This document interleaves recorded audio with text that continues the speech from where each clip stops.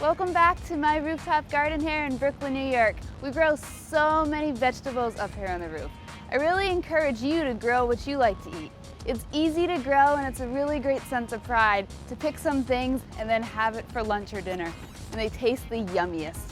So let's go pick some kale and strawberries, and we're gonna go make some delicious dishes with Bridget Lancaster from America's Test Kitchen. Come on, let's go pick.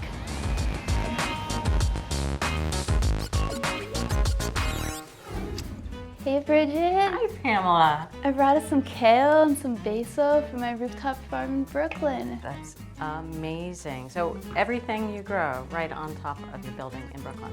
Everything from seed right in the middle of Brooklyn. Well, you're smart. Look at this. This is healthier, and you know it's going to be better tasting than anything you get at a supermarket. What will you do with this today? All right, we are going to do something a little bit different with kale. Most people will cook it. We're going to use it raw, but in a pesto. So basil's going to take a backseat to kale this time, but together they're going to make a great combination. So easy to do. So the first thing, we're going to talk a little bit about garlic. Now garlic, when it goes into a pesto raw, it can taste really harsh, and a lot of people don't like that. So we like to soften the garlic, and there's a couple different ways you can do it. You can toast it in a skillet, that gives it a caramelized flavor. But we already have some water boiling for our pasta anyway. We've got 4 quarts of water back there. So a smarter thing to do is just drop these right into the water, and we're gonna let them boil for about a minute, and then they'll temper the flavor. It's done, the garlic's done. So I wanna stop the cooking immediately. Just take a slotted spoon, and we're gonna get out that garlic. And this is just going to stop the cooking and cool these down very quickly. Great, so just a quick cold bath for them. That's right. And today we're using 1 pound of fusilli. Nice little curly shape. It's gonna catch all that kale right in those nooks and crannies. And there are a couple rules when you're cooking pasta. A lot of people will put oil right into the water, but we find that it coats the pasta, and so any sauce doesn't really stick to the pasta, it just floods to the bottom of the bowl.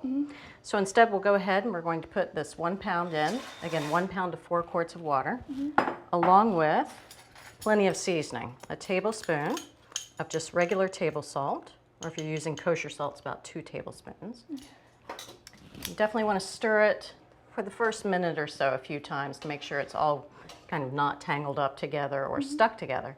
We're going to bring this back up to a boil and let that cook 7 minutes or so. And in the meantime, we can get back to our pesto. So we can go ahead and peel this. The peel comes off really easy when it's been blanched like that. So I'm just going to quickly mince this. So I'll go ahead and smash both of these. The food processor is going to do most of the work for me. So this is basically just giving it a head start. Now for the kale and the basil, I'm gonna need both of them stemmed. The kale first, and then if you can pull off some basil leaves, I'm going to need to chop 2 cups of the kale and a cup of the basil. Do you feel like there's a certain kind of kale that works best for pesto? I think just the regular kale that you have there is great because it's still tender enough that it's easy to eat. Sometimes you have that dinosaur kale, and it's really tough and it's really, really bitter, and that might turn some people off. All right, I think we're good on the kale there. All right. And I need some basil leaves too, please. I'd say 1.5 cups before it's chopped. All right, so I'm gonna stack a few leaves on top of each other, and this just makes it easier to start chopping them. That way you're not hunting for all your basil leaves that are all over your board. And we're adding basil here because we love the flavor, but also it stays greener and it gives the pesto that fresh look. So into the food processor. So we're going to add some traditional ingredients and some little tweaks on the traditional. We've got 3/4 cup of finely grated Parmesan cheese. All right, so instead of pine nuts, we've got a 1/2 cup of sunflower seeds, and these have been toasted. I've got a 1/2 teaspoon of red pepper flakes. Great.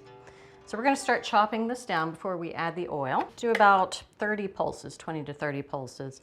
And as I need to, I'll go ahead and scrape down the sides. Okay.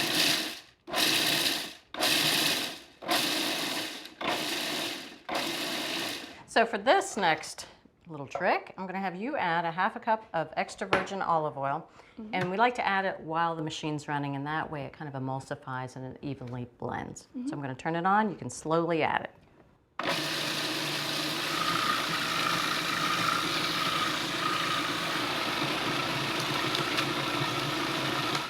That's it. It's as easy as that, and now all we have to do is wait on our pasta. Great. All right, so the pasta is done. Now, one of the great things about pasta cooking water is it's full of starch. It's full of all that good pasta flavor too. So we want to reserve some of that to help thin out the sauce if we need it.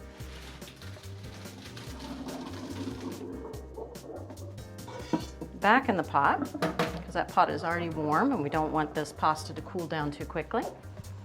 All right, it is time to put it all together and we get to eat. We're going to add about a cup of the pesto to the pasta. So I'm going to call that a cup. And we'll use our tongs to just make sure that it's all coated. And you can see the texture in there, it's a little bit dry.